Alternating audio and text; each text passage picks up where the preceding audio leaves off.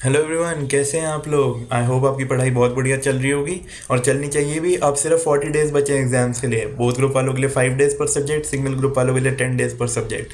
पूरा जोर लगा दो, इतना टाइम है कि आप क्लियर कर सकते हो, टेंशन ही कोई बात नहीं है। लेकिन अभी टाइम वेस्ट किया तो आगे बहुत दिक्कत आएगी, इसलिए अब अपने को डीले नहीं करना, अब ढील नहीं देनी, अब अपना पूरा जोर लगा देना है। आखिरी टाइम है, पूरा एफर्ट्स लगा दो, कॉन्सेप्ट से फोकस करो, देखो कहाँ कहाँ गलती हो सकती है और कोशिश करो जल्दी से जल्दी सब कुछ रिवाइज करने की। एंड तक के लिए टाले मत जाओ कि मैं ये बाद में पढ़ लूंगा, ये बाद में पढ़ लूंगा, नहीं। अभी पढ़ना है और अभी फटाफट सब कुछ कंप्लीट करना है, क्योंकि बाद में फिर बैकलॉग बहुत हो जाता है तो दिक्कत आएगी। ठीक है। तो एसएफएम में आपकी हेल्प करने के लिए मैं May 21 के लिए रिवीजन वीडियोस लेके आ रहा हूँ। पहला चैप्टर है हमारा आज इंटरेस्ट रेट रिस्क मैनेजमेंट, और हम लोग पूरा कॉन्सेप्ट बेस्ड रिवीजन करेंगे, एक एक कॉन्सेप्ट समझेंगे। ध्यान से पढ़ना, ध्यान से सुनना। आप ऐसा एक भी क्वेश्चन नहीं है जो आप सॉल्व नहीं कर पाओगे, सारे कॉन्सेप्ट्स हम कवर करेंगे। ठीक है। और जो लोग मुझे नहीं जानते हैं, my name is Abhinav Sekhri, I am a chartered accountant and I cleared my C final exams with all India rank 22। ठीक है। तो चलो लेट्स बिगिन। देखो, इंटरेस्ट रेट रिस्क मैनेजमेंट पहले हम देखते हैं चैप्टर में हमें पढ़ना क्या क्या है। पहली चीज़ है इंटरेस्ट रेट रिस्क। हम ये क्यों पढ़ें? Interest rate risk management chapter का नाम है, रिस्क कैसे मैनेज करना है ये चैप्टर सिखाता है, पर उससे पहले ये भी तो पता होना चाहिए इंटरेस्ट रेट रिस्क होता क्या है। ठीक है। सेकंड चीज़ है एफआरए मैनेजमेंट की टेक्निक, रिस्क मैनेजमेंट की टेक्निक है ये, फॉरवर्ड रेट अग्रीमेंट। और अपना swaps, interest rate swap, currency swap. अपने इंटरेस्ट रेट फ्यूचर भी होते हैं, वो मैंने यहाँ पे कवर नहीं किए, क्यों? क्योंकि वो बिल्कुल नॉर्मल फ्यूचर कॉन्ट्रैक्ट की तरह होते हैं, उसमें कोई भी डिफरेंस नहीं है, सिर्फ और सिर्फ अंडरलाइंग असेट यहाँ पे इंटरेस्ट रेट होता है और नॉर्मली फ्यूचर्स में हमारे इक्विटी शेयर्स होते हैं। तो वो हम फ्यूचर्स, हम डेरिवेटिव्स के चैप्टर में फुल डिटेल में पढ़ेंगे तो तब कवर हो जाएगा, कुछ नया नहीं है इसमें। ठीक है। एंड चौथी चीज़ है interest rate options. Interest rate options तीन तरह के हम लोगों के कोर्स में है, एक कैप्स, एक फ्लोर और एक कॉलर। ठीक है। तो चलिए लेट्स बिगिन। सबसे पहली चीज हमें पढ़ना है इंटरेस्ट रेट रिस्क क्या होता है। देखो, रिस्क डिपेंड करता है आप किसके पॉइंट ऑफ व्यू से सोच रहे हो। अगर आप इन्वेस्टर हो तो आपके लिए रिस्क है इंटरेस्ट रेट का गिरना, और अगर आप बोरोअर हो तो आपके लिए रिस्क है इंटरेस्ट रेट का बढ़ना। कौन सा रेट? Floating rate. अगर आपने फिक्स रेट कर रखा है तो आपको कोई टेंशन ही नहीं है। टेंशन है एज इन की मतलब मार्केट में चेंजेस आए तो आपका नुकसान हो सकता है, बट फ्लोटिंग रेट में बहुत ज़्यादा रिस्क है कि कल को आप, आज आपने किसी से पैसा उधार ले रखा है फ्लोटिंग रेट पे, कल को मार्केट में रेट ऑफ इंटरेस्ट बढ़ गया तो आपको ज़्यादा इंटरेस्ट पे करना पड़ेगा। तो ये है इंटरेस्ट रेट रिस्क। ठीक है। तब हमने पढ़ लिया कि इंटरेस्ट रेट बढ़ने का रिस्क है, गिरने का रिस्क है। ठीक है। तो बढ़ना गिरना होता क्यों है? ये इसलिए होता है क्योंकि फ्लोटिंग रेट कैसे कंप्यूट होता है हम लोग ये देखते हैं। फ्लोटिंग रेट में क्या होता है? आर प्लस या माइनस मार्जिन, यानी रेफरेंस रेट। रेफरेंस रेट क्या होता है? PLR, prime lending rate, LIBOR London interbank offer rate या Mumbai interbank offer rate. Bank अपने को मार्जिन जोड़ के देता है इन रेट्स में। ये रेट क्या होते हैं? प्राइम लेंडिंग रेट, मतलब जिस रेट पे लेंड किया जाए। इंटर बैंक ऑफर रेट, आपने फॉरेक्स में पढ़ा था बिड आस्क रेट, तो जो आस्क रेट होता है उसको ऑफर रेट बोला था, बिड ऑफर रेट भी बोला जाता है। ठीक है। तो हम लोगों का जो फ्लोटिंग रेट है वो कैलकुलेट होता है रेफरेंस रेट प्लस और माइनस मार्जिन। आप बाय करोगे या फिर सेल करोगे, उसके बेसिस पे बैंक मार्जिन लेगा या काटेगा। ठीक है। तो अब ये इंटरेस्ट रेट अपन ने बात कर ली कि रेफरेंस रेट होता है, ये कैसे कैलकुलेट होता है। अब यार ऐसे थोड़ी है कि अपन सोच लें कि 10% होना चाहिए अपना पीएलआर या फिर 15% होना चाहिए, उसका भी कोई ना कोई बेस होता है। तो उसका बेस में इंटरेस्ट रेट के तीन कंपोनेंट्स होते हैं। पहला कंपोनेंट होता है नॉर्मल इंटरेस्ट रेट, यानी रिस्क फ्री रेट, जो गवर्नमेंट बॉन्ड्स पे मिलता है, गवर्नमेंट ट्रेजरी बिल्स पे मिलता है। ठीक है। सेकंड कंपोनेंट होता है इन्फ्लेशन। इन्फ्लेशन यानी महंगाई। महंगाई मतलब कि जैसे जैसे टाइम बीतता जाता है वैसे वैसे पैसे की परचेजिंग पावर कम होती जाती है। 100 रुपये में आज आपको जितनी चीज़ें मिलेंगी उतनी आज से 1 साल बाद 100 रुपये में नहीं मिलेंगी। ठीक है। ये होता है इन्फ्लेशन। एंड तीसरी चीज़ होती है रिस्क प्रीमियम। रिस्क प्रीमियम ऐसा क्यों? क्यों? देखो, लेट अस सपोज मैं आपसे पैसा मांगने आया हूँ, मैं एक कंपनी हूँ, मैंने अपने बॉन्ड्स इशू किए कि आप बॉन्ड्स खरीद लो, तो आप मुझसे क्या इंटरेस्ट रेट मांगोगे? आप पहली चीज़ ये बोलोगे कि यार मैं गवर्नमेंट बॉन्ड में इन्वेस्ट करता तो मुझे 5% इंटरेस्ट मिलता, तो पहली चीज़ तो मुझे वो मिलनी चाहिए। आपकी अपॉर्चुनिटी कॉस्ट हो गई, राइट? मैंने अपॉर्चुनिटी कॉस्ट लिखा हुआ भी है। ठीक है। एंड सेकेंड चीज़ ये है, आप कहोगे कि यार क्योंकि मार्केट पे इन्फ्लेशन है तो मुझे इतना इंटरेस्ट चाहिए कि मैं इन्फ्लेशन को भी कवर कर सकूं, वरना तो मेरे पैसे की वैल्यू गिर जाएगी, तो मैं क्या मतलब है इन्वेस्ट करने का, राइट? तो आप पहली चीज़ मुझसे रिस्क फ्री रेट मांगोगे, दूसरी चीज़ आप मुझसे इन्फ्लेशन मांगोगे, तीसरी चीज़ आप मुझसे रिस्क प्रीमियम मांगोगे। ऐसा क्यों? आप यही देखो कि यार गवर्नमेंट में अपन पैसा इन्वेस्ट करते हैं गवर्नमेंट बॉन्ड्स में, तो वहाँ पे कोई डिफॉल्ट रिस्क नहीं होता। गवर्नमेंट पैसे लेके थोड़ी भाग जाएगी या गवर्नमेंट थोड़ी डूब जाएगी, तो वहाँ पे पैसा सिक्योर होता है। लेकिन हो सकता है मैं इंसॉल्वेंट हो जाऊँ, मैं बैंकरप्ट हो जाऊँ, तो यहाँ पे रिस्क है। गवर्नमेंट बॉन्ड्स को इसलिए तो रिस्क फ्री बोला जाता है, वर्ड में देखो फ्री, रिस्क नहीं है उसमें, यहाँ पे रिस्क है, डिफॉल्ट रिस्क है, काउंटर पार्टी डिफॉल्ट रिस्क बोलते हैं इसको। तो मैं, हो सकता है मैं डिफॉल्ट कर जाऊँ, इसलिए आप मुझसे रिस्क प्रीमियम भी मांगोगे। ठीक है। तो अपने इंटरेस्ट के 3 कंपोनेंट्स हो गए। अब देखो इनको लिखा कैसे जाता है। पहले एक चीज़ होती है रियल रेट, एक चीज़ होती है नॉमिनल रेट। हो सकता है आपको लगे कि ये तो बिल्कुल बेसिक से ये क्यों बता रहा हूँ, पर ये पढ़ने ज़रूरी है, आपके अंडरस्टैंडिंग बढ़िया होगी तभी आप आगे बढ़ पाओगे, ठीक है। एक होता है रियल रेट, एक होता है नॉमिनल रेट। रियल होता है ऐसा रेट जिसमें इन्फ्लेशन नहीं है, नॉमिनल होता है ऐसा रेट जिसमें इन्फ्लेशन है। तो आपने पढ़ा होगा रिस्क फ्री रियल या risk free nominal. Risk free nominal means risk free plus inflation, और risk free real means only risk free rate, या फिर ओके सॉरी हाँ जी। तो अब इसको याद कैसे रखना है, एग्जाम में रियल रेट है नॉमिनल रेट है, अपने को यार लॉजिक एक बात है, याद कैसे रखें। देखो इन्फ्लेशन क्या होता है, आई किसके अंदर है, नॉमिनल में। याद करने का सिंपल तरीका है, आई में इन्फ्लेशन है यानी नॉमिनल में आई है यानी नॉमिनल में इन्फ्लेशन है, ओके। दूसरी चीज़ हमें देखनी होती है कि रेट हो सकता है या तो रिस्क फ्री या रिस्क एडजस्टेड। रिस्क फ्री यानी जो हमने पहले केस में पढ़ा गवर्नमेंट बॉन्ड का rate of interest. Risk adjusted होता है जिसमें रिस्क प्रीमियम का इफेक्ट डाला हुआ है, ठीक है। तो अगर आपने रिस्क फ्री रेट 5% है और अपना रिस्क प्रीमियम है 10%, तो अगर आप 15% कोट कर रहे हो, वैसे 15 नहीं होगा वो मैं एक्सप्लेन करता हूँ, पर अगर आप 15% है तो ये 15% कहलाएगा रिस्क एडजस्टेड रेट। अब रिस्क एडजस्टेड रेट भी रियल हो सकता है या नॉमिनल हो सकता है। तो अगर रिस्क एडजस्टेड नॉमिनल रेट है तो मतलब उसके अंदर रिस्क फ्री रेट है, उसके अंदर रिस्क प्रीमियम है और नॉमिनल है इसलिए उसके अंदर इन्फ्लेशन भी है, ठीक है। ये चीज़ होती है, ये है सारी बेसिक टर्मिनोलॉजी, ओके। दोनों रियल या नॉमिनल हो सकते हैं, ठीक है, हमने कवर कर लिया।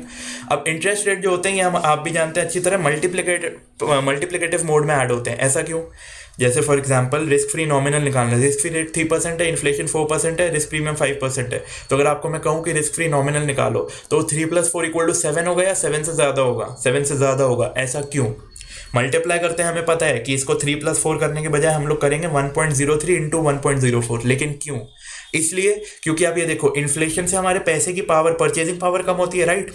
तो हमारे जो आज 100 रुपए थे उसके 100 रुपए के बदले हमें 1 साल बाद 100 से कम का सामान मिलेगा, राइट।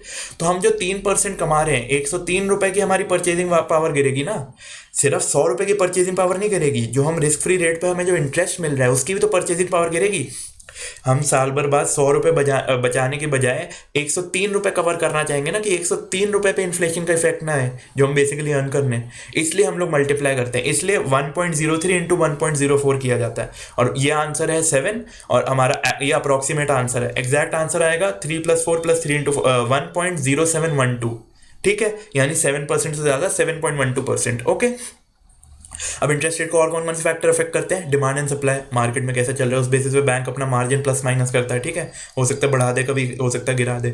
आरबीआई की policy repo rate, reverse repo rate, कि बैंक आरबीआई दूसरे बैंक से किस रेट पे लोन देता है, आरबीआई दूसरे बैंक से किस रेट पे लोन लेता है, ये सारी चीज़ें, ठीक है। तो अब इतने सारे फैक्टर इंटरेस्ट रेट को अफेक्ट करते हैं, इसलिए हमें इंटरेस्ट रेट रिस्क है। ये है फाउंडेशन इस चैप्टर की, और इस इंटरेस्ट रेट रिस्क को हम कैसे मैनेज करें ये हम पढ़ेंगे इस चैप्टर में, ओके। तुम्हारी पहली टेक्निक है एफआरए यानी फॉरवर्ड रेट अग्रीमेंट। एफआरए आपने फॉरवर्ड कॉन्ट्रैक्ट पढ़ा है, बिल्कुल फॉरवर्ड कॉन्ट्रैक्ट जैसा होता है, पर फर्क क्या होता है, 2-3 चीज़ों का फर्क होता है। पहली चीज़, फॉरवर्ड कॉन्ट्रैक्ट में हमारा बेस होता है एक्सचेंज रेट, और एफआरए में हमारा बेस होता है इंटरेस्ट रेट। फॉर एग्जाम्पल देता हूँ, मैं एक इंपोर्टर हूँ, मैंने यूएसए से $5 लाख के गुड्स इंपोर्ट किए जिसका पेमेंट मुझे 6 महीने बाद करना है, ठीक है। तो मेरे को टेंशन है, क्या फिक्र है, देखो मैंने डॉलर पे करना है, यानी मुझे फिक्र है कि डॉलर बढ़ ना जाए, तो मैं फॉरवर्ड कॉन्ट्रैक्ट में एंटर करना चाहूँगा। तो मैं फॉरवर्ड कॉन्ट्रैक्ट में एंटर करके आज डॉलर का रेट फिक्स कर लूँगा कि 6 महीने बाद मैं इस रेट पर डॉलर में ट्रांजैक्शन करूँगा, ओके। ये तो हुआ फॉरवर्ड कॉन्ट्रैक्ट। अब उस दिन जब मैं 6 महीने बाद डॉलर परचेज करने जाऊँगा तो मुझे रुपीज़ देने होंगे, रुपीज़ दूंगा, डॉलर मिलेंगे, फिर डॉलर में पे करूँगा, राइट। तो क्या कहते हैं, अब मेरे पास उस दिन जो मेरे को रुपीज़ पे करने हैं वो मेरे पास नहीं है, तो मुझे मार्केट से बोरो करने पड़ेंगे। मुझे आज ही पता है मुझे 6 महीने बाद पैसा बोरो करना पड़ेगा, और हो सकता है मार्केट में इंटरेस्ट रेट बढ़ जाए। बोरोवर हूँ तो मुझे यही फिक्र रहेगी ना कि इंटरेस्ट रेट बढ़ गया तो मेरे को तो बहुत ज़्यादा खर्चा करना पड़ेगा, राइट। तो इसलिए एफआरए में एंटर करूँगा to secure that interest rate risk.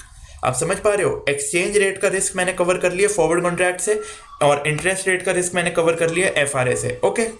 FRA की डेफिनेशन क्या होती है, it is a contract with the bank to borrow or lend money on a future date at an interest rate fix today. हम interest rate आज fix कर रहे हैं, borrowing या लेंडिंग बाद में होगी जब भी टाइम आएगा, ओके। अब आपको बाय करना है एफआरए या सेल करना है, देखो जैसे अपना फॉरवर्ड कॉन्ट्रैक्ट होता है वैसे ही एफआरए भी होता है 7% / 8%, मतलब 7% पे आप बोरो कर सकते हो या इन्वेस्ट कर सकते हो? इन्वेस्ट कर सकते हो। क्यों? क्योंकि बैंक हमेशा फायदे में रहेगा, कस्टमर हमेशा नुकसान में रहेगा, ये बात हमेशा याद रखना। तो आप देखो 7% 8% अगर आपको बैंक ऑफर कर रहा है एफआरए का रेट, तो आप 8% पे बोरो कर सकते हो, ले सकते हो, और 7% पे इन्वेस्ट कर सकते हो। यानी बैंक 7% इंटरेस्ट देगा और 8% इंटरेस्ट लेगा। ठीक है, तो अपने को एफआरए बाय करना है या सेल करना है, ये कैसे डिसाइड होगा? ये डिपेंड करता है कि अपने को बोरो करना है या इन्वेस्ट करना है। देखो, अपने को अगर बोरो करना है तो अपन बाय करेंगे, सेल करना, इन्वेस्ट करना है तो अपन सेल करेंगे। ऐसा क्यों? देखो, रट 3 चीजें होती है, आप रट सकते हो, याद कर सकते हो, समझ सकते हो। रटने का तरीका है बी से बाय, बी से बोरो, ठीक है, पर ये चीज नहीं करनी है अपने को। एग्जाम में रटी हुई चीज़ हमेशा धुंधली हो जाती है, आप कंफ्यूज हो जाते हो कि सही है या नहीं। तो हम लॉजिक समझते हैं कि भाई देखो, मेरे को पैसा बोरो करना है, ठीक है, तो मेरे को फिक्र है कि इंटरेस्ट रेट बढ़ जाएगा तो मेरा नुकसान होगा, राइट। तो मैं क्या करूंगा, मैं एक ऐसे कॉन्ट्रैक्ट में एंटर करूंगा जिससे अगर इंटरेस्ट रेट बढ़े तो मुझे फायदा हो। क्योंकि देखो, मैं एक्चुअल में पैसा बोरो करूंगा तो मेरे को महंगे पे बोरो करना पड़ेगा, लेकिन अगर मैंने सस्ते में एफआरए कर लिया तो कल को इंटरेस्ट रेट बढ़ेगा तो मुझे यहाँ पे प्रॉफिट होगा। जैसे शेयर्स में होता है यार, आप 10 रुपए का शेयर खरीदते हो, आपको लगता है 15 रुपए का होने वाला है, तभी खरीदते हो ना, तो बढ़ेगा तो फायदा होगा, इसलिए आप बाय करते हो। अगर आपको लगता है गिरने वाला है तो आप शॉर्ट सेल करोगे और बाद में बाय करोगे। यही चीज़ यहाँ पे है, बाय या सेल। अगर आपको लगता है इंटरेस्ट रेट बढ़ेगा तो आप आपको बोरोअर के पॉइंट ऑफ व्यू से टेंशन है तो आप बाय करोगे, और इंटरेस्ट रेट गिरेगा तो आपको इन्वेस्टर के पॉइंट ऑफ व्यू से टेंशन है तो आप सेल करोगे। ठीक है, एग्जाम्पल दे देता हूँ, एक तरह से बेटिंग हो गई इंटरेस्ट रेट्स पे। ठीक है, अब एग्जाम्पल देख लेते हैं। मुझे 6 महीने बाद पैसा बोरो करना है और बैंक बोल रहा है 8% का एफआरए दूंगा मैं। ठीक है भाई, मुझे फिक्र है इंटरेस्ट रेट बढ़ने की, तो मैं क्या करूंगा, बाय करूंगा, सेल करूंगा? मैं बाय करूंगा कि कल आज 8% है, कल को 10% हो गया तो मैं 8 में खरीद के 10 में बेच दूंगा, राइट। तो मेरे को 2% का प्रॉफिट हो जाएगा। ओके, तो इसलिए मैं एफआरए बाय करूंगा, तो इसलिए बोरोअर बाय करता है। ओके, और 6 महीने बाद एक्चुअल में इंटरेस्ट रेट हो गया 10%, तो मेरे को बोरो करना है पैसा, तो बोरोइंग तो एक्चुअल एफआरए पे होगी, एक्चुअल इंटरेस्ट रेट पे होगी। मार्केट में पैसा लेने में 6 महीने बाद गया, उसको क्या मतलब है आपका एफआरए किस रेट पे है? बोरोइंग तो जो मार्केट में उस टाइम पे रेट चल रहा होगा उस पर होगी। तो बैंक वाला बोलेगा ले भाई 10% रेट है तो 10% में लोन ले जा, तो मेरे को 10% कॉस्ट पड़ गई, और मैंने एफआरए 8% पे खरीद रखा था, तो मेरे को प्रॉफिट कितना हो गया एफआरए पे? मैंने 8 में खरीदा, 10 में बेचा, यानी 2 का प्रॉफिट हो गया। तो मेरी इफेक्टिव कॉस्ट क्या आई? 8%। ठीक है, अब हमें तीन चीज़ें पढ़नी है। एक है एफआरए रेट, इस तरह से गया होता है 7% 8%, ये मैं ऑलरेडी बता चुका हूँ। इन्वेस्ट सस्ते पे करेंगे, बोरो महंगे पे करेंगे, ऑब्वियसली बैंक का मार्जिन होता है 1%। एफआरए में एंटर करने के बाद आपने अपना इंटरेस्ट रेट फिक्स कर लिया। इंटरेस्ट रेट फिक्स कर लिया मतलब ये देखो, अपन ने एफआरए एंटर किया था 8% का और अपनी नेट कॉस्ट आई 8%। अपना एफआरए का फ़ायदा ही यही होता है कि आप एफआरए में एंटर हो गए तो चाहे से मार्केट में कुछ भी हो जाए, आपका नेट आउटफ्लो या नेट इनफ्लो एफआरए के बराबर ही रहेगा। We have fixed our interest rate. No matter what happens in the market, our net rate will always be FRA rate. आपने 10% का FRA बेच दिया, कल को 7% हो गया, आपने 7% पे इन्वेस्ट किया, लेकिन आपको एफआरए पे 3% का फायदा हुआ, तो आपको नेट क्या पड़ा? 10%। आपने और क्या कहते हैं, फॉर एग्जांपल आपको पैसा बोरो करना है, आपने 15% का एफआरए ले लिया, कल को मार्केट में 18% हो गया, तो आपको एक्चुअल में 18 पे बोरो करना पड़ेगा, लेकिन एफआरए पे 15 से 18 3 का फायदा हो गया, तो 18 - 3 15, किसी भी कोई भी कॉम्बिनेशन बैठा लो, आपका एफआरए रेट ही आपका रहेगा फाइनल रेट, आपने फिक्स कर लिया। और यही तो हम चाहते थे कि हमारा जो फ्लक्चुएशन हो रहा है, हमने यही तो डिस्कस किया था कि हमारा फ्लोटिंग रेट है और मार्केट में इंटरेस्ट रेट जल्दी जल्दी चेंज होता रहता है, तो हम उससे अपने आप को सिक्योर करने के लिए एफआरए में एंटर कर रहे हैं कि हमने इस रेट पे अपना इंटरेस्ट रेट फिक्स कर लिया। ओके, तीसरा पॉइंट, सबसे जरूरी पॉइंट जहां गलती हो सकती है, एक्चुअल बोरिंग और इन्वेस्टिंग हमेशा एक्चुअल रेट पे होगी, एफआरए रेट पे नहीं होगी। एफआरए हमारा अग्रीमेंट है बैंक से, मार्केट में बोरो और इन्वेस्ट का रेट तो वैसे ही चलेगा, किस रेट पे लोन मिल रहा है, किस रेट पे एफडी पे क्या इंटरेस्ट मिल रहा है, ये सब चीजें तो मार्केट अपने हिसाब से चलेगी, हमारे हिसाब से नहीं। तो जो भी एक्चुअल रेट होगा या एक्चुअल बोरिंग रेट होगा या एक्चुअल इन्वेस्टिंग रेट होगा, उस पर होगा एक्चुअल ट्रांजैक्शन। हम लोग सिर्फ एफआरए से अपना प्रॉफिट या लॉस कर रहे हैं। FRA is only to make profit और loss on account of interest rate changes. Okay, तो अब हमने बहुत बात कर ली, एफआरए का कॉन्सेप्ट तो हो गया। अब हम समझते हैं एफआरए कोड कैसे लिखा कैसे जाता है। FRA is written as 3 × 12 FRA. इसका क्या मतलब होता है? देखो, 3 is our starting point, 12 is our ending point. This is an FRA for 9 months after 3 months। इसको बोला कैसे जाएगा, पढ़ा कैसे जाएगा? हम बोलेंगे ये 3 महीने बाद 9 महीने का एफआरए है। क्यों? 3 हमारा स्टार्टिंग पॉइंट है, 12 हमारा एंडिंग पॉइंट है। 3 महीने बाद 9 महीने का, यानी तभी तो 12 पे एंड होगा, 3 + 9 12। ओके, हम देखो t इक्वल टू 0 क्या है हमारा, आज की डेट में हम एफ में एंटर करते हैं। t इक्वल टू 3 मंथ्स क्या है, स्टार्टिंग पॉइंट है हमारा। जब एफ चालू होगा कि 3 महीने के पॉइंट ऑफ व्यू पे अगले 9 महीने का क्या रेट होगा, ये हम आज डिसाइड कर रहे हैं 0 पे। ओके, t इक्वल टू 12 क्या होता है हमारा, सेटलमेंट ऑफ एफ फाइनल हो गया कि भाई क्या प्रॉफिट लॉस रहा, उस टाइम पे सेटलमेंट होता है। अब प्रॉफिट और लॉस अराइज यहाँ पे होगा, ऐसा क्यों, ऑब्वियसली आप, मैं ऊपर कर देता हूँ अगर आपको दिख नहीं रहा होता, देखो प्रॉफिट और लॉस हमारा अराइज यहाँ पे होगा, ऐसा क्यों, आपने आज किया 10% का एफ 2% का जो प्रॉफिट या लॉस है वो पूरे टाइम पीरियड के बाद ही तो मिलेगा।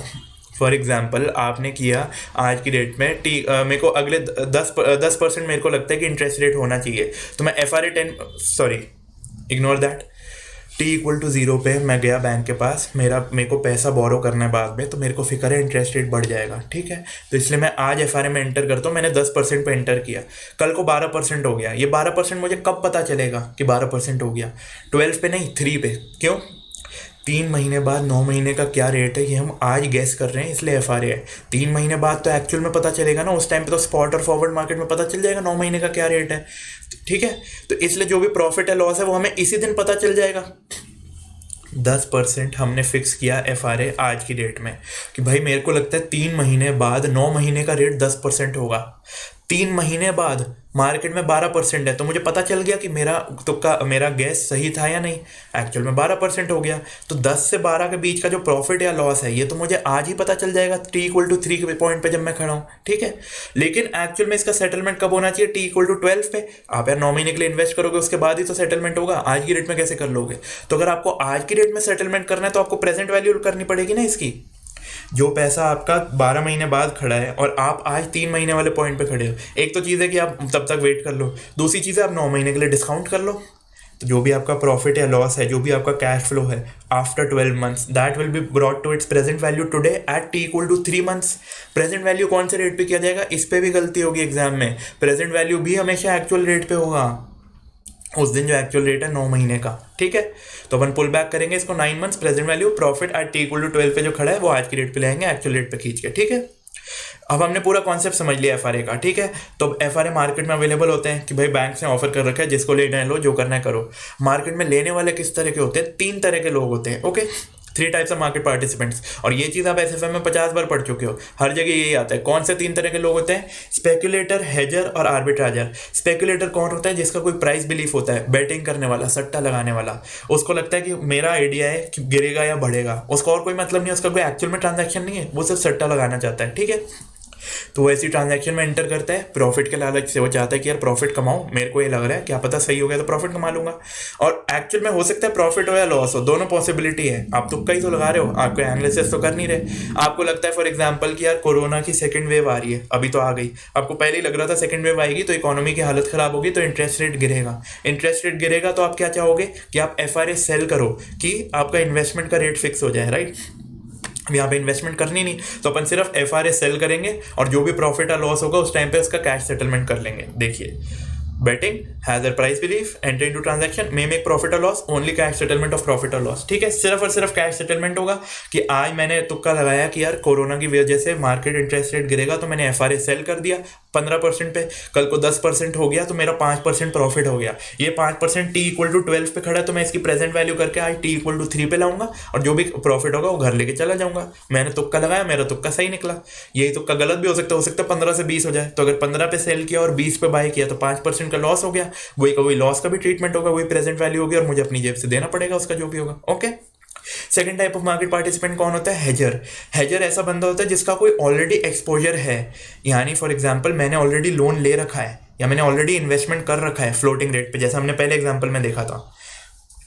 तो अब मेरे को क्या डर है, अगर मैंने लोन ले रखा है तो इंटरेस्ट रेट बढ़ने का डर है, फ्लोटिंग रेट, और अगर मैंने इन्वेस्टमेंट कर रखा है तो मुझे इंटरेस्ट रेट गिरने का डर है, तो मैं इसलिए एफ में एंटर करना चाहूँगा। So I will enter into transactions to reduce my risk and my basic intention is to reduce losses and not make a profit. मैं चाहता हूँ मेरे को लॉस ना हो, वहाँ पे इंटेंशन था, लालच था वहाँ पे कि यार प्रॉफिट कमाएंगे, मज़ा आएगा। यहाँ पे मेरे को है कि मैंने ऑलरेडी एक्सपोजर तो है ही, तो मैं अपने आप को हेज कर रहा हूँ, सिक्योर कर रहा हूँ कि मेरा लॉस ना हो, ओके। तो मैं FRA में एंटर करूंगा और मेरा इंटरेस्ट रेट फिक्स हो जाएगा और उसकी वजह से रिस्क रिड्यूस हो जाएगा। ये तो हमने पढ़ ही लिया कि FRA में एंटर करने के बाद आपका risk rate of interest fix हो जाता है। मार्केट में चाहे से कुछ भी हो, मेरा रेट फिक्स्ड है, और यही तो मैं चाहता था कि मेरे को इंटरेस्ट रेट फ्लक्चुएशन की वजह से नुकसान ना हो, और वो मैंने सिक्योर कर लिया। ओके। तीसरे तरह के लोग होते हैं आर्बिट्राजर। ये होते हैं बड़े इंस्टीट्यूशन, सोफिस्टिकेटेड फाइनेंशियल इंस्टीट्यूशन होते हैं, बड़े बड़े बैंक होते हैं, रिसर्च इंस्टीट्यूशन होते हैं, जो भी होते हैं। ये लोग क्या करते हैं, ये लोग करते हैं आइडेंटिफाई करते हैं मिस प्राइसिंग। पूरे इनके पास सॉफ्टवेयर होते हैं, सिस्टम होते हैं। ये लोग नॉर्मली ट्रांजैक्शन में एंटर नहीं करते, ये लोग पूरा एनालिसिस करते हैं, सब कुछ चेक करते हैं। जहाँ पे इनको दिखा मिस प्राइसिंग है, यानी जो चीज़ होनी चाहिए वो वैसी नहीं है, तो वहाँ पे एंटर करते हैं ट्रांजैक्शन में, ताकि मिस प्राइसिंग को एक्सप्लॉइट कर सके कि यार जो चीज़ होना चाहिए वो एक्चुअल में नहीं है। मैं भी अच्छे से एक्सप्लेन कर दूंगा।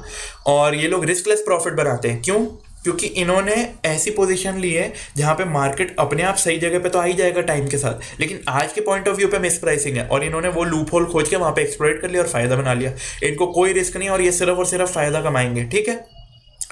अब मिस प्राइसिंग क्या होती है? मिस प्राइसिंग क्या होती है? Fair FRA versus actual FRA वाले सम होते हैं। मिस प्राइसिंग पता कैसे चलेगी कि यार हमारा एक्चुअल FRA बैंक ने बता दिया कि यार हम बैंक हमें, मैं ऊपर कर देता हूँ आपको दिख जाए, बैंक हमें बोल रहा है कि यार ये है 7% 8%। अब हम कैलकुलेट करेंगे कि FRA होना क्या चाहिए। अगर एक्चुअल में FRA जो है उससे हमारा फेयर FRA डिफरेंट है, तो यानी मिस प्राइसिंग है। तो जो भी चीज़ सस्ती होगी हम उससे बोरो करेंगे, जो भी महंगी होगी वहाँ इन्वेस्ट करेंगे। ये अभी हम डिटेल में पढ़ते हैं। ठीक है। उससे पहले बहुत ज़रूरी पॉइंट, स्पेकुलेटर के केस में प्रेजेंट वैल्यू होगी, हाँ होगी। तीसरे महीने के पॉइंट ऑफ व्यू पर T=3 पे सेटलमेंट करेगा अपना आके। ओके। आर्बिट्राजर के उसमें प्रेजेंट वैल्यू होगी, हाँ होगी। क्यों? क्योंकि वो भी इसके लिए आया था कि मेरे को सिर्फ प्रॉफिट लॉस चाहिए, उसको भी सिर्फ प्रॉफिट लॉस चाहिए, तो वो सेटलमेंट करेंगे। तो T=3 पे T=12 को पुल करके लाएंगे 9 मंथ्स पीछे एक्चुअल रेट पे। दोनों केस में होगा। ठीक है। लेकिन हेजिंग के केस में प्रेजेंट वैल्यू नहीं होगी। ऐसा क्यों? क्योंकि मेरा ऑलरेडी एग्जिस्टिंग एक्सपोजर है। Sorry for the interruption. Actually मैं अर्ली मॉर्निंग नॉर्मली रिकॉर्ड करता हूँ, बट आज थोड़ा लेट हो गया, इसलिए काफ़ी बाहर शोर आ रहा है। So I am sorry about that. I will try कि जहाँ जहाँ शोर है वहाँ पे वीडियो कट कर दूंगा, और ऐसे मैं ब्रेक डाल के दोबारा डाल दूंगा। ओके। तो चलिए हम लोग क्या डिस्कस कर रहे थे कि देखिए हेजिंग के केस में हम लोग प्रेजेंट वैल्यू नहीं करेंगे। ऐसा क्यों?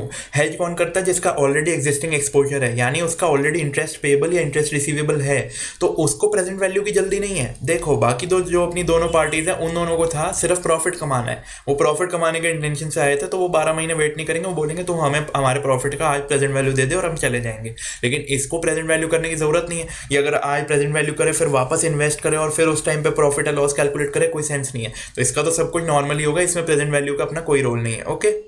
और क्या कहते हैं, ICI के सम्स में इसका एक टिपिकल एग्जाम अपना सम का प्रेजेंटेशन होता है। क्या होता है? सबसे पहले हम कैलकुलेट करते हैं एक्चुअल इनकम एक्सपेंस। हमारा ऑलरेडी लोन चल रहा है, इन्वेस्टमेंट चल रहा है, तो उस पर या तो हमें इनकम हो रही होगी या एक्सपेंस हो रहा होगा, और वो एक्चुअल मार्केट रेट पे हो रहा होगा, तो हम वो कैलकुलेट करेंगे। ठीक है। फिर हम कैलकुलेट करेंगे प्रॉफिट या लॉस क्या हुआ FRA पे, और फिर हम कैलकुलेट करेंगे इफेक्टिव कॉस्ट या इफेक्टिव इंटरेस्ट रेट, यानी actual expense minus profit equal to effective cost. हम जो भी प्रॉफिट या लॉस होगा वो अपने को एक्सपेंस या इनकम में से लेस करेंगे और अपना इफेक्टिव कॉस्ट आ जाएगा, और ये हमेशा ऑलवेज FRA के बराबर आएगा। यही तो हमने सीखा है। 10%, 8%, 2% ले दे के 8 ही आएगा। यही तो हमने सीखा है कि कुछ भी कर लो, FRA में एंटर करने के बाद हमारा एक्सपेंडिचर या हमारी इनकम का इंटरेस्ट रेट फिक्स हो चुका है, और वो हमेशा FRA के इक्वल ही आएगा। ओके।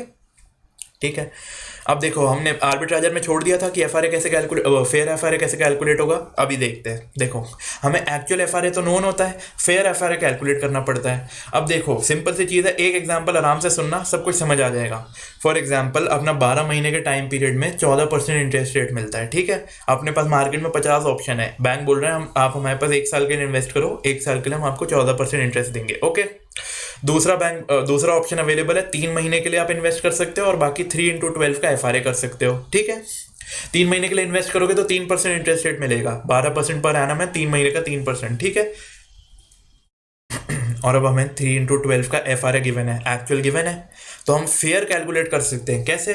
क्योंकि देखो एक बंदा ऊपर वाले रूट से इन्वेस्ट करेगा 14% से, दूसरा हो सकता है इस तरह से इन्वेस्ट करे। बैंक तो ये इंश्योर करेगा ना कि दोनों तरफ आंसर इक्वल है, ताकि आर्बिट्राज ना हो। ऑब्वियसली यार दोनों तरफ ऐसा थोड़ी हो सकता है कि एक तरफ सस्ता पड़ रहा है एक तरफ महंगा पड़ रहा है। बैंक तो दोनों तरफ बैलेंस रखेगा, पर अगर बैलेंस नहीं हो तो आर्बिट्राज अपॉर्चुनिटी होगी, और वही हम आइडेंटिफाई करने का ट्राई कर रहे हैं। ठीक है। तो देखो 3 into 12 FRA क्या होना चाहिए, एक्चुअल जो गिवन होगा वो तो ठीक है, आप खुद फील कर सकते हो। देखो 3 महीने का क्या इंटरेस्ट रेट है 3%, साल भर का क्या है 14, तो बाकी बैलेंस कितना बचता है 14 माइनस 3 11 के करीब होना चाहिए, पर एक्चुअल में 11 होना चाहिए, 11 से ज़्यादा होना चाहिए, 11 से कम होना चाहिए। ये आप आराम से सोचोगे ना तो समझ में आएगा। देखो ये हमारा 11 से कम होना चाहिए, ऐसा क्यों? देखो साल भर में आपको 14 मिल रहा है, यानी 100+14, ईयर एंड पे 114 पे हो गए, राइट। लेकिन यहाँ पे जो आपको 3% मिल गया, इसकी कंपाउंडिंग यहीं पे हो गई। आप जब 3 महीने के पॉइंट ऑफ व्यू पे खड़े हो तब आपका बेस 100 नहीं है, आपका बेस 103 है, क्योंकि 3 रुपये कमा चुके हो। तो अगर आपको 103 पे 11% मिला तो वो ऑब्वियसली 114 से ज़्यादा आएगा, ऑब्वियसली, ठीक है। तो ये आपका आंसर 11 से कम आना चाहिए, कम आना चाहिए। अप्रॉक्सीमेटली आंसर हमारा 11 के इक्वल होगा। एग्जैक्टली कितना होगा 1.14 डिवाइडेड बाय 1.03, यानी कि 1.1068, 10.68% हमारा एग्जैक्ट आंसर बैठ रहा है, ठीक है।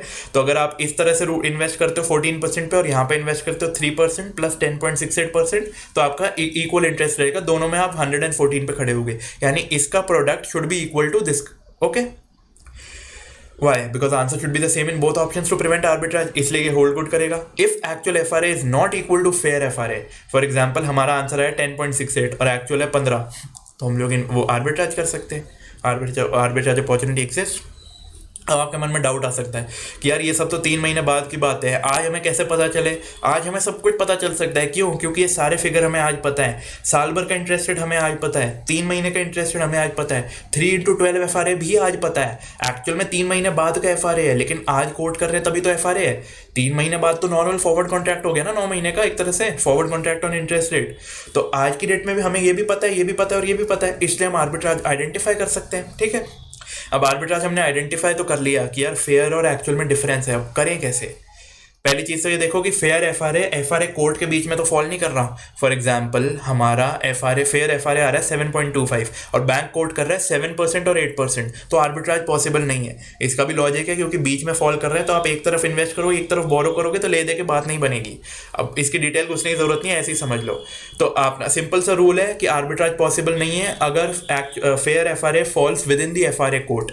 अगर वो एफआरए कोर्ट में फॉल नहीं करता तो हम लोग क्या कर सकते हैं, आर्बिट्राज कर सकते हैं। हम लोग चीप वाले को बोरो करेंगे और ओवर प्राइस वाले में इन्वेस्ट करेंगे, ठीक है। मतलब for example actual FRA is less then the fair FRA, यानी हमारा जो 10.68 आया बैंक बोलता है कि 9% ही है, तो हम लोग क्या करेंगे, हम लोग एफआरए वाले रूट पे बोरो करेंगे। सिर्फ एफआरए बोरो नहीं करेंगे, देखो हम जो बात कर रहे हैं कि चीप पे बोरो करेंगे और ओवर प्राइस पे इन्वेस्ट करेंगे, वो पूरे रूट की बात हो रही है, पूरे साल की, ऊपर भी और नीचे भी, ठीक है। तो हम लोग अगर हमारा actual FRA is less than fair FRA, we will borrow at the FRA rate. क्यों? क्योंकि एक्चुअल में सस्ता मिल रहा है, तो एक्चुअल वाले में बोरो कर लेंगे और ऊपर वाले पे इन्वेस्ट कर देंगे दूसरे वाले पे। तो बोरो करना होता है तो हम क्या करते हैं, बाय एफआरए।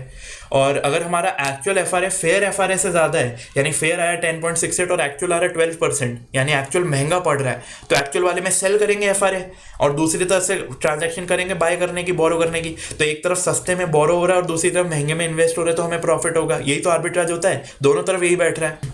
हाँ जी, तो हम यही बात कर रहे थे कि भाई बोरो या इन्वेस्ट जो होगा हमेशा एक्चुअल पे होगा, एफआरए पे नहीं। एफआरए से सिर्फ प्रॉफिट लॉस होगा, जिससे हमारा लॉस प्रॉफिट और लॉस कंपेंसेट होता है, ठीक है जी। हाँ जी, तो अब देखो, अब मैं आपको एक एग्जांपल करा रहा हूँ, सुनने में हो सकता है आपको मुश्किल लगा और टेंशन मत लो, बहुत ईजी है, आप अभी ओरली सॉल्व कर लोगे खुद, ठीक है। देखो आपको पूरे साल का कोड गिवन है 15%, 4 महीने का 4% और 4 into 12 एफआरए 11.5%। 15 माइनस 4 11 से कम होना चाहिए। हमने सीखा था ये चीज़, क्योंकि कंपाउंडिंग का इफेक्ट आता है। ये है 11.5, यानी एफआरए ओवर प्राइस्ड है, यानी हम लोग यहाँ पे इन्वेस्ट करेंगे और वहाँ पे बोरो करेंगे। इन्वेस्ट मतलब यहाँ इन्वेस्ट होगा और यहाँ पे सेल होगा एफआरए, क्योंकि ओवर प्राइस्ड है तो सेल करेंगे, सिंपल। देखो आपने ओरली सॉल्व कर लिया, अब सिर्फ कैलकुलेशन ही तो बचती है। 15% में बोरो करेंगे, उसका कैलकुलेट करेंगे और यहाँ पे इन्वेस्टमेंट का कैलकुलेट करेंगे। तो जो बीच दोनों के सस्ते में बोरो हो रहा है, महंगे में इन्वेस्ट हो रहा है, इसके बीच का हमारा प्रॉफिट या आर्बिट्राज प्रॉफिट। ओरली सॉल्व कर लिया, बहुत इजी है, टेंशन मत लो, ठीक है। पूरी चीज की समरी क्या है, देखो भाई, एफआरए क्या होता है, अग्रीमेंट होता है इंटरेस्ट रेट के लिए।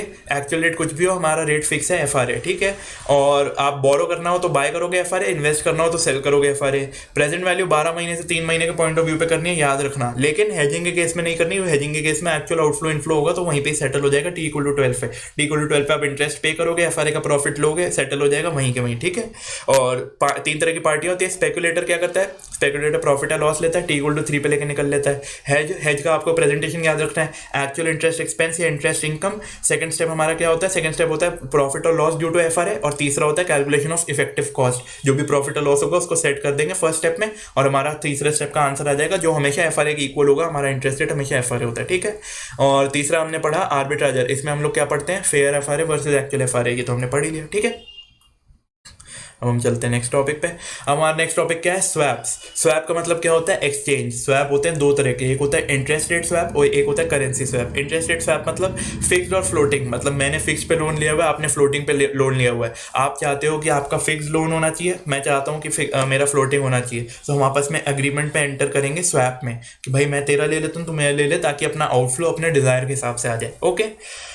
ऐसा क्यों करेंगे, डिपेंड करता है आपका इंटरेस्ट रेट बिलीफ क्या है। फॉर एग्जांपल आप फ्लोटिंग रेट वाले लोन वाले हो, आपने फ्लोटिंग रेट पे लोन ले रखा है और आपको लगता है मार्केट में इंटरेस्ट रेट बढ़ेगा, तो आप क्या चाहोगे क्यों, आपका टेंशन है आपको कि इंटरेस्ट रेट बढ़ेगा तो आपको ज़्यादा पे करना पड़ेगा, तो आप चाहोगे कि आप आज ही फिक्स कर लो कि यार फ्लोटिंग के बजाय फिक्स होता तो मैं सेफ रहता, मेरा फिक्स ही रहे, ठीक है। तो आप फिक्स में आना चाहोगे, मेरा फिक्स है, मुझे लगता है मार्केट में इंटरेस्ट रेट गिरेगा, मार्केट में इंटरेस्ट रेट 6% ही रह जाएगा और मैं फिक्स में हर बार 10% देता रहूंगा, तो मेरे को टेंशन है, तो मैं चाहता हूं कि मैं फ्लोटिंग रेट लोन लूं। इसलिए अपन दोनों आपस में बैठ के एक्सचेंज कर लेंगे, जिसका जो मन का हुआ वो वैसे ले लेगा, तो मेरे को फ्लोटिंग मिल जाएगा, आपको फिक्स मिल जाएगा। इस तरीके की एग्रीमेंट को स्वैप बोलते हैं। करेंसी स्वैप क्या होता है, रुपये का लोन डॉलर का लोन, तो आप रुपये का आउटफ्लो, वही जैसे अपन ने यहाँ पे इंटरेस्ट रेट के कैश फ्लो एक्सचेंज किए, वहाँ पे अपन करेंसी के कैश फ्लो एक्सचेंज करेंगे, सिंपल, ठीक है जी।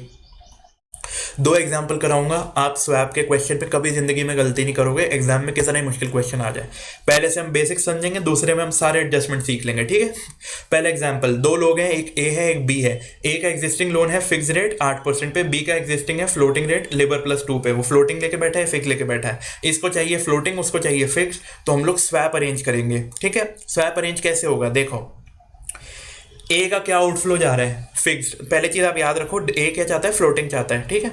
ए का जा रहा है फिक्स्ड, तो बोलेगा कि यार मेरा फिक्स जा रहा है, मुझे ये पसंद नहीं, मुझे फिक्स दो मेरा, तो 20 है, फिक्स ले लेगा। उसका 8 जा रहा है, वही को वही 8 उसने ले लिया उससे। बी बोलेगा मेरा LIBOR+2 जा रहा है, ये फ्लोटिंग है, मुझे फिक्स चाहिए, तो मेरे को मेरा फ्लोटिंग दो, या जो मेरा आउटफ्लो है वो मेरे को इनफ्लो कराओ मेरा, ताकि मेरे को ये नहीं चाहिए कि मेरी जेब से ये जाए, मैं चाहता हूँ फिक्स जाए। तो अपन कहेंगे ले भाई, तो LIBOR+2 ले ले, तो यहाँ पे अपने आप क्या हो गया, ले देखो एक्सचेंज हो गया, सिंपल। कैसे हुआ, देखो फाइनल पोजीशन क्या बची, ए का 8% गया, ए का 8% आया 0, और ए का LIBOR+2 गया, यानी ए का फाइनल पोजीशन हो गई LIBOR+2 यानी फ्लोटिंग जो वो चाहता था, और बी का यही ऑपोजिट हो गया, LIBOR+2 गया, LIBOR+2 आया और 8% गया, तो उसका कैश आउटफ्लो हो गया 8% और उसका फिक्स्ड हो गया, यही तो वो चाहता था। इस तरह से हो गया स्वैप। अब इसमें छोटे मोटे, ये बिल्कुल बेसिक सम है जिससे आप स्वैप का मतलब समझ रहे हो, ठीक है। क्वेश्चन हो सकता है आपको बोल दे कि यार बी ए को 7% ही पे करेगा, अभी अपन 8% पे कर रहे थे, क्वेश्चन बोलता 7% पे करेगा, तो अपन 7 के हिसाब से स्वैप बना देंगे, तो किसी को फायदा होगा, किसी को नुकसान होगा, सिंपल। अपन ने सिर्फ फिगर चेंज कर देना है कि यार ए का 8 जा रहा है, उसको 7 मिल रहा है, और वो वहां पे उसी हिसाब से सेट करेगा, ठीक है। कैश फ्लोज हमेशा एक्सचेंज होंगे नेट बेसिस पे, रीसेट डेट पे। नेट बेसिस मतलब ए का आउटफ्लो जा रहा है 10 लाख का, बी का जा रहा है 8 लाख का, तो आपस में 2 लाख सेटल कर लेंगे, सिंपल ना यार। वो 10 लाख उसको दे और वो 8 लाख उसको दे, क्या मतलब है, दोनों का जो 2 लाख का डिफरेंस है वो सेटल कर लेंगे। फिक्स 8% है और लिबर है 6% और अपना LIBOR+2 2.5 है, तो 8 और 8.5 के बीच का गैप, आधे % का जो भी अमाउंट होगा उसका सेटलमेंट कर लिया जाएगा, ठीक है।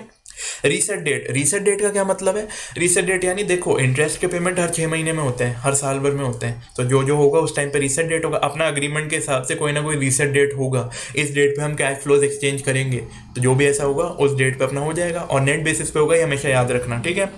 कोई भी प्रेजेंट वैल्यू का कैलकुलेशन नहीं चाहिए, क्यों, क्योंकि अपन रेट को पुल बैक कर ही नहीं रहे। जिस टाइम पे होगा, जो अपन ने रीसेट डेट डिसाइड की, तू तेरा लेके आ, मैं मेरा लेके आऊंगा, आपस में सेट ऑफ करेंगे, जो भी प्रॉफिट या लॉस हो वो लेके घर जाएंगे, ठीक है, सिंपल।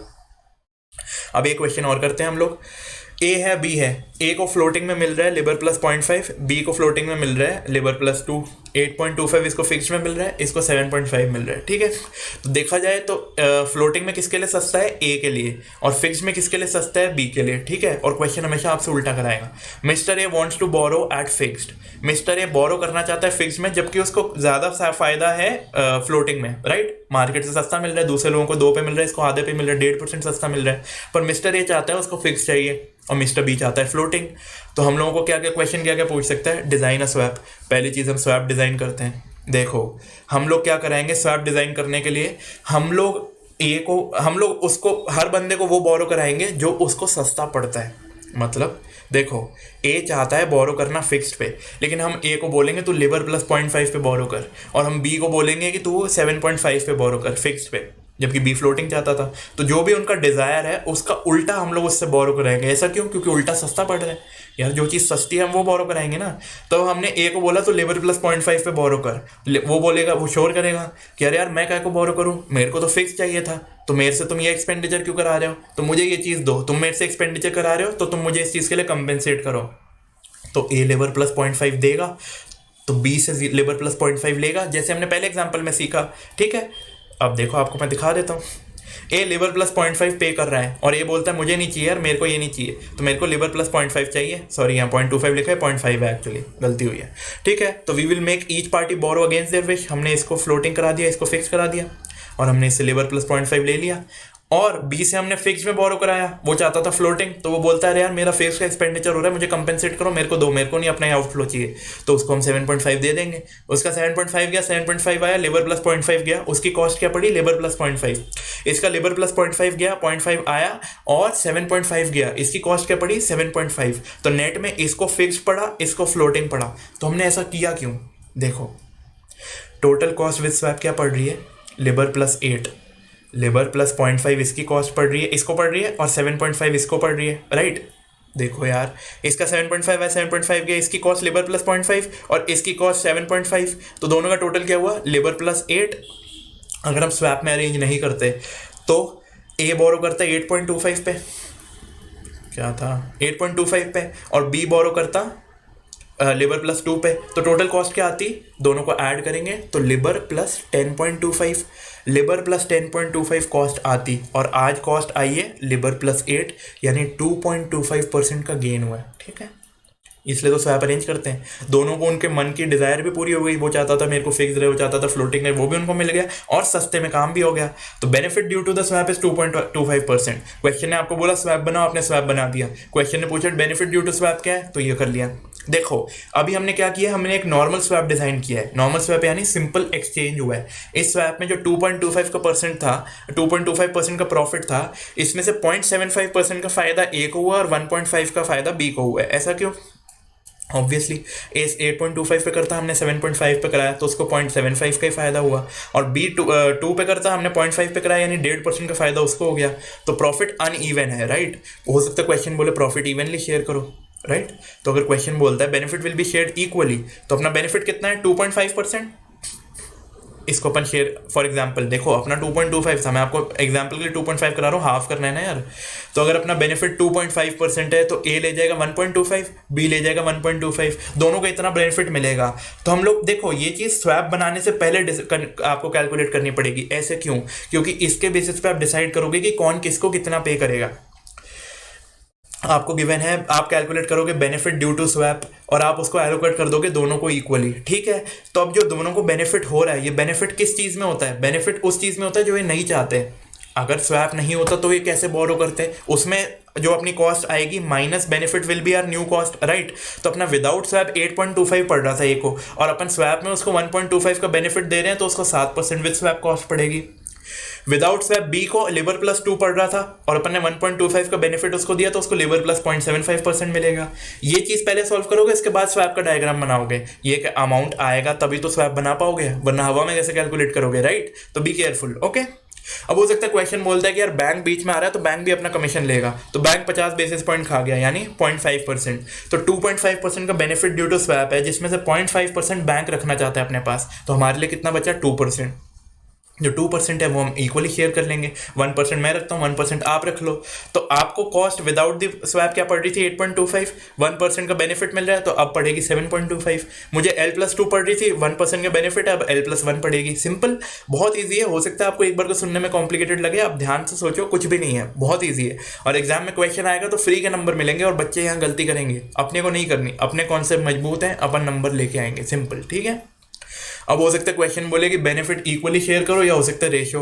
क्वेश्चन बोले 3:2 में शेयर कर लो, तो 2.5% में से आधा तो बैंक ले गया, 2 बचे। 2 में भी 3:2 करना है, तो ए को अपन ने 1.2 दे दिया, बी को 0.8 दे दिया। उनका जो भी कॉस्ट विदाउट द स्वैप है, उसमें अपन बेनिफिट ऐड करेंगे, तो अपना कॉस्ट आफ्टर द स्वैप आ जाएगा। बेनिफिट लेस करेंगे, cost minus benefit is equal to new cost, okay.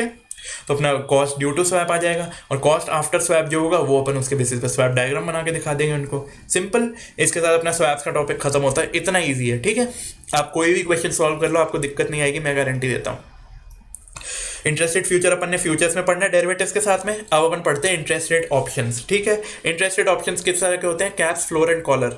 इसका मतलब करते क्या है अपन यहाँ पे? अपन इंटरेस्ट रेट ऑप्शंस को यूज करते हैं अपनी पोजीशन को हेज करने के लिए। मतलब अपना इंटरेस्ट रेट जो एक्सपोजर था, जिसके लिए अपन एफआरए एंटर कर रहे हैं या स्वैप एंटर कर रहे हैं, उसके लिए अपन अपना जो पोजीशन को हेज करना है वो थ्रू ऑप्शंस करेंगे। अब आपको पता है ऑप्शंस दो तरह के होते हैं, कॉल और पुट। ये डिटेल में मैं ऑब्वियसली डेरिवेटिव्स में पढ़ाऊंगा, पर यहाँ बताना जरूरी है कि हो सकता है आपको याद ना हो, ठीक है। कॉल और put. Call is for upside movement, ठीक है, and put is for downside movement. मतलब कॉल अगर आप बाय करते हो तो ऊपर जाने पे प्रॉफिट होगा, कॉल अगर आप सेल करते हो तो ऊपर जाने पे लॉस होगा। इसी तरह से याद रखना, तभी याद रहेंगे। पुट अगर बाय करते हो तो नीचे जाने पे प्रॉफिट होगा, पुट अगर सेल करते हो तो नीचे जाने पे लॉस होगा, ठीक है। Option buyer pays premium, option seller receives premium. तो आपने अगर बाय किया तो यहाँ प्रीमियम पे, यहाँ प्रीमियम रिसीव, यहाँ प्रीमियम पे, यहाँ प्रीमियम रिसीव। Simple, okay. बाकी हम बहुत डिटेल में डेरिवेटिव्स में पढ़ेंगे, अगर आपको याद नहीं भी आए तो भी कोई टेंशन मत लो, आराम से एक एक पॉइंट अपन कवर करेंगे, ठीक है। तो अब अपन आते हैं कैप्स पे। कैप्स का मतलब क्या है? वैसे समझ आता है, कैप टॉप। अपन मैक्सिमम इंटरेस्ट रेट लाइबिलिटी अपनी फिक्स कर रहे हैं। कैसे? पहले चीज फिक्स कौन करेगा? Interest rate maximum interest rate कौन लगाना चाहेगा? इन्वेस्टर या बोरोवर? Obviously borrower. इन्वेस्टर क्यों मना करेगा? उसको 100%, 1000%, 10,000% जो मिले वो तो हमेशा, वो तो चाहता है इंटरेस्ट रेट बढ़े ताकि उसको फायदा हो। इंटरेस्ट रेट बढ़ने पे नुकसान किसको है? बोरोवर को। तो इसलिए इंटरेस्ट रेट पे सीलिंग कौन लगाएगा? Borrower, okay. कि भाई मुझे इससे ज़्यादा पे नहीं करना, ओके। डर किस चीज़ का है? We are afraid of interest rate rising, so we will enter into a position where there is a profit if interest rate rises. FRA में भी यही किया था, राइट। हेजिंग इसे ही तो बोलते हैं, we have a fear of loss, so we enter into a position where we are compensated for that loss. कि अगर बाई चांस हमारे अनफेवरेबल भी कुछ गया तो वो जो हमने पोजीशन एंटर की वहां से जो हमें प्रॉफिट होगा वो इस लॉस को कंपेंसेट कर देगा, ओके। तो अब कैप्स कैसे लगाए जाते हैं? This is done through a long call. Long call मतलब लॉन्ग शॉर्ट, आपको पता है long means buy, short means sell. तो लॉन्ग कॉल मतलब बाइंग अ कॉल। आपकी एक्सरसाइज प्राइस क्या होगी? कैप रेट होगा आपका। आपने डिसाइड कर लिया मुझे 12% से ज़्यादा पे नहीं करना, इससे ज़्यादा मैं नहीं सह पाऊंगा, तो आपने 12% को अपना कैप रेट फिक्स कर लिया। 12% का इंटरेस्ट रेट वाला कॉल आप बाय कर लोगे, ठीक है। तो पे ऑफ क्या होगा? अगर स्पॉट एक्सरसाइज से ज़्यादा है, एक्सरसाइज क्या है 12, स्पॉट हो गया 15, तो आपको 3% का फ़ायदा हो गया। तो आप मार्केट में 15 पे करोगे, 3 यहाँ से मिल जाएगा, तो 12 आपकी नेट कॉस्ट रही। अगर स्पॉट अपना एक्सरसाइज से कम है, 12 पे आपने एक्सरसाइज किया, स्पॉट 10 ही हो गया, तो आपका 0 रहेगा, आपको कॉल लैप्स हो जाएगा, ठीक है। ऑब्वियसली कॉल सिर्फ अपसाइड पे एक्टिव रहता है, 0 या नेगेटिव पे लैप्स हो जाता है, नेगेटिव पे लैप्स हो जाता है, आपको पता है। C call is only for upside. ये चीज़ अगर आपको नहीं याद आ रही है तो अपन को ऑप्शन में डिस्कस करेंगे, तब हो जाएगा, ठीक है। एंड क्या कहते हैं, तो अगर स्पॉट एक्सरसाइज से कम है, 12% आपने फिक्स किया, 10% मार्केट में रह गया, तो आपको 10 पे ही बोरो करना पड़ेगा। आपको सस्ता पड़ गया, आपकी जेब से क्या गया? सिर्फ प्रीमियम गया। कॉल बाय करने पे प्रीमियम जाएगा, ये चीज़ याद रखना, ठीक है। Therefore we have fixed our maximum interest rate। इससे कम हो सकता है लेकिन ज़्यादा नहीं। ऑब्वियसली जब ज़्यादा जाता है तो अपने को प्रॉफिट होकर कंपेंसेट हो ही जाता है, लेकिन जब कम जाता है तो कम का कम भी फायदा मिलता है, ओके। तो this is very nice. FRA में क्या था? एफआरए अगर आपने एफआरए में आपने 10% बाय किया और कल को 12 हो गया तो 2 फायदा होगा, लेकिन कल को 8 हो गया तो 2 लॉस होगा। यहाँ पे तो है ही नहीं, यहाँ पे तो 10 से 12 हुआ तो फायदा होगा, 10 से 8 होगा तो लॉस नहीं होगा। तो इसलिए this is very nice. Options are one sided betting. One sided पे आपका एक्टिव रहेगा, कॉल सिर्फ अप साइड पे एक्टिव रहता है, पुट सिर्फ डाउन साइड पे एक्टिव रहता है। तो दिस इज वेरी नाइस। आपने जो किया, आपको कम होगा तो आपको फायदा हो जाए, फायदा मिल जाएगा, और ज़्यादा हुआ तो आप कंपेंसेट हो जाओगे। वेरी नाइस, ठीक है। तो ये हो गया हमारा कैप। फ्लोर क्या होता है? फ्लोर में हम, फ्लोर कौन डिसाइड करता है? ऑब्वियसली इन्वेस्टर, कि यार इससे कम इंटरेस्ट रेट गिरना नहीं चाहिए। अब यार बोरोवर क्यों करेगा? बोरोवर तो चाहेगा ना जितना सस्ता से सस्ता मिले। तो फ्लोर में मिनिमम इंटरेस्ट रेट फिक्स किया जाता है, और ये किया जाता है by an investor of money, okay. He has a fear of interest rate falling, so he will enter into a position where there is profit if interest rate falls। Interest rate गिरने पे मुझे फायदा होना चाहिए, ताकि जो मेरे को यहाँ पे लॉस हो रहा है वो वहाँ से कंपेंसेट हो जाए, सिंपल। तो इसमें अपन क्या करेंगे? Long put. Long means bye, put तो बाय करेंगे अपन। तो बाय करेंगे पुट, तो अपना एक्सरसाइज प्राइस क्या होगा? Floor rate. हमने डिसाइड किया हमें 8% से कम इंटरेस्ट रेट नहीं चाहिए, तो हम 8% का इंटरेस्ट रेट पुट बाय कर लेंगे। तो पुट गिरने पे फायदा होगा, नीचे जाने पे फायदा होगा। तो पे ऑफ क्या होगा? If spot is greater than E, यानी अपना 8% था और स्पॉट 10 हो गया तो 0। पुट लैप्स हो जाता है। देखो जैसे कॉल नीचे जाने पे लैप्स, कॉल सिर्फ ऊपर एक्टिव रहता है, वैसे पुट सिर्फ नीचे एक्टिव रहता है। तो ऊपर जाने पे लैप्स हो जाएगा, अगर ज़्यादा हुआ तो हम सस्ते में ही बोरो कर लेंगे, ठीक है। और क्या कहते हैं, अगर हमारा spot is less then E, for example हमारा 8% हमने डिसाइड किया कि इससे कम हमें इंटरेस्ट रेट नहीं मिलना चाहिए, और स्पॉट हो गया आप समझो 6%, तो 8 से 6 2% हमारा प्रॉफिट हो गया। तो ये तो हमारे लिए बहुत अच्छी चीज़ है। जैसे हमारा वो था कॉल, वैसे ही पुट है कि यार नीचे जाएगा तो हम कंपेंसेट हो जाएंगे कि हमारा प्रॉफिट हो गया, तो हमारा इंटरेस्ट रेट 8% पे फिक्स हो गया। लेकिन ऊपर जाएगा तो हमें एक्स्ट्रा नहीं पे करना पड़ेगा, हम तब भी 8% पे 8% पे ही हैं। This is very nice. तो अगर आपको इंटरेस्ट रेट, ऑब्वियसली इन्वेस्टर हो तो आप लॉन्ग पुट में एंटर करोगे, बोरोअर हो तो लॉन्ग कॉल में एंटर करोगे, ठीक है। दोनों केसेस में प्रीमियम पे होगा, याद रखना। Option buyer always pays premium, okay. And collar, interest rate collar क्या होता है? It is a combination of call and put. इसको क्यों करते हैं? क्योंकि अपने को कॉस्ट रिडक्शन करना है। कॉस्ट रिडक्शन क्यों करना है? क्योंकि देखो जैसे अपन ने बात की, दोनों टाइम प्रीमियम पे करना होगा, और प्रीमियम बार बार पे करना होगा। ऐसा क्यों? आपका हो सकता है मैंने लोन ले रखा है 5 साल तक, 5 साल तक लोन है मेरा, इंटरेस्ट रेट तो कभी भी बढ़ सकता है, तो मेरे को तो चाहिए कि मैं 5 साल की पोजीशन हेज करूं। पर ऑप्शन तो लिमिटेड मैच्योरिटी के मिलते हैं, weekly expiry, monthly expiry, 3 months, 1 year. तो बार बार आपको करना पड़ेगा, तो बार बार आपको प्रीमियम पे करना पड़ेगा। जितनी बार ट्रांजैक्शंस में एंटर करोगे तो आपकी कॉस्ट इंकर हुए जाएगी। आप वहाँ पे लॉस बचा रहे थे और यहाँ बहुत ज़्यादा प्रीमियम पे कर दिया, तो फिर सेंस ही क्या रहा, राइट। तो इसलिए ऑप्शन रेट कॉलर का ऑप्शन होता अपने पास होता है, इंटरेस्ट रेट कॉलर का, सॉरी। तो अपन ये क्यों करते हैं? कॉस्ट रिडक्शन के लिए। कॉस्ट रिडक्शन कैसे करेंगे? देखो option buyer pays premium, option seller receives premium. तो अपन अगर ऑप्शन बाय भी करते हैं और सेल भी करते हैं तो अपना प्रीमियम सेट ऑफ हो जाएगा, एक्सपेंस कम होगा। पर ऑब्वियसली अगर अपन ने कॉल बाय किया और कॉल सेल किया तो अपन बेवकूफ़ हुए, एक में ऊपर जाने पर फायदा होगा, एक में ऊपर जाने पर लॉस होगा। तो क्या मतलब है? अपन ने प्रीमियम सेट ऑफ कर दिया पर प्रॉफिट तो होगा ही नहीं। तो अपने को कॉम्बिनेशन बिठाना होगा। अगर अपन ने कॉल बाय किया और पुट सेल किया तो अपने लिए बढ़िया है, या फिर अपन ने पुट बाय किया और कॉल सेल किया, ऑपोजिट, तो ही तो फायदा है। प्रीमियम आया, प्रीमियम गया, तो कम प्रीमियम गया, और अपने को एक तरफा नहीं हुई, अपनी दो तरफा पोजीशन हो गई, ठीक है। So we design a combination of buy and sell to reduce our effective cost. Our final answer will always be between cap and floor. देखो कैप में अपना फाइनल आंसर या तो कैप हो सकता है या कैप से कम हो सकता है। फ्लोर में अपना आंसर फ्लोर हो सकता है, फ्लोर से ज़्यादा हो सकता है। लेकिन यहाँ पे अपना आंसर कैप और फ्लोर के बीच में आएगा, यहाँ पे रेंज बाउंड हो गया, ठीक है। अगर अपने को अपसाइड मूवमेंट का आइडिया है, यानी अपन को लगता है इंटरेस्ट रेट बढ़ेगा, तो अपन कॉल बाय करेंगे और अपन पुट सेल करेंगे। देखो पुट सेल का क्या मतलब है? पुट सेल का मतलब होता है नीचे जाने पे, अगर पुट सेल किया तो नीचे जाने पे लॉस होगा, अपने को लगता है ऊपर जाएगा, तो अपने लिए तो ये बढ़िया है ना। अपन ने ये सेल कर दिया तो अपन प्रीमियम ले गए, और यहाँ पे जो अपना कॉल बाय किया इससे ऊपर बढ़ने पे अपने को फायदा हो जाएगा। Premium paid, premium received. यहाँ पे भी जब बाय किया, सेल किया, प्रीमियम पेड, प्रीमियम रिसीव्ड। अगर आपको लगता है डाउन साइड मूवमेंट है, यानी इंटरेस्ट रेट गिरने वाला है, तो अपन क्या करेंगे? फ्लोर वाली चीज़, लॉन्ग पुट बाय करेंगे कि नीचे गिरने पे फायदा हो, और अपन शॉर्ट कॉल यानी कॉल बाय कॉल सेल कर देंगे। कॉल सेल करने का क्या मतलब है? कि ऊपर जाने पे लॉस होगा, लेकिन अपने अकॉर्डिंग तो ऊपर जाएगा ही नहीं। अपना आइडिया तो यही है ना कि यार नीचे जाएगा, तो अपन उसका प्रीमियम लेके बैठ जाएंगे और अपनी यहाँ से प्रीमियम की कॉस्ट कम हो जाएगी, राइट। वेरी इजी, समझ आ गया? नहीं आया तो एक बार दोबारा देख लेना, बहुत ईजी है। और यहाँ पे फ्री के नंबर हैं, ये चैप्टर 10 से 12 नंबर का आएगा ही आएगा, और बच्चे गलती करेंगे ही करेंगे। अपने को गलती नहीं करने, अपने कॉन्सेप्ट मजबूत रखने। अपन ने हर एक चीज़ लॉजिक से सोच के चलनी, कुछ रटना नहीं है। मैंने एक बार भी रटवाया नहीं है आपको, मैंने हर एक चीज़ का लॉजिक समझाया है। और आप लोग भी रटना मत, सिर्फ लॉजिक याद रखो, आप आराम से कोई भी क्वेश्चन सॉल्व कर सकते हो, ठीक है। सॉरी, किसी भी पास्ट पेपर का कोई भी क्वेश्चन उठा के सॉल्व कर लो, ये वीडियो से ये टॉपिक पढ़ने के बाद सॉल्व हो जाएगा, आई गारंटी, ठीक है। माइंड में कॉन्सेप्ट क्लियर रखो, पढ़ते रहो। Thank you very much for watching. I am C Abhinav Sekhri. और आपको कोई भी डाउट हो या कोई भी असिस्टेंस चाहिए हो तो आप आराम से व्हाट्सएप कर सकते हो, ये मेरा नंबर है 9649488688, ओके। पढ़ाई करते रहो, थोड़ा सा ही टाइम बचा है। All the best, take care.